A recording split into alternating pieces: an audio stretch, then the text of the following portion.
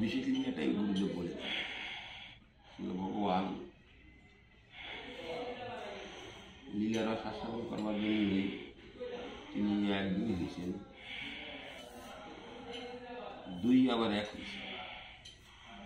সেই দুই এবে চৈতন্য গোসাই রস আস্বাদিত হয়ে লীলাতে আবার রস আস্বাদন লীলার এক হয়েও মহাপ্রভু রস আস্বাদনের স্বাদ মিটেন।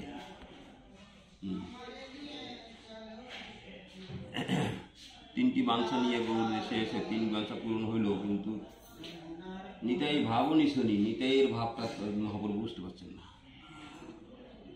তাই নিতাই ভাব পাওয়ার জন্য আবার সেই পজিশন নিতাই ভাব পজিশন মধুরিমা পজিশন ভাবি গৌরা নিতাই শুনে কোনভাবে গুণ হয়ে থাকে সেটা যদি আস্বাদন করতে হয় তাহলে আবার নিতাই গৌর এক হয়ে যেতে হয়। সেটাই ঘটল।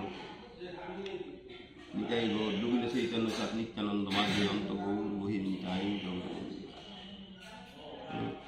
এই যে এইটা হলো যে কিসের মাধ্যমে হলো, এটার নামের মাধ্যমে। সেইরকম গোপীমন্ত্র মাধুরী ভিতরে গুরুদেব লিখে গেছে রাধা কৃষ্ণ দুইজনে প্রেম আলাপে বিভোর হয়ে গেছে।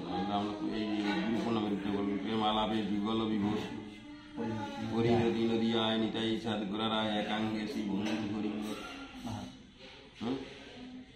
তাই দুইজনের নাম করতে করতে একই গৌর হয়ে গেছে। নিতেই আসলেন করতে দুইটা দিকে আছে, নিতে দুইটা দিকে আছে। একটা দিকে আছে অনঙ্গ মঞ্জুরিয়েই নিতাই।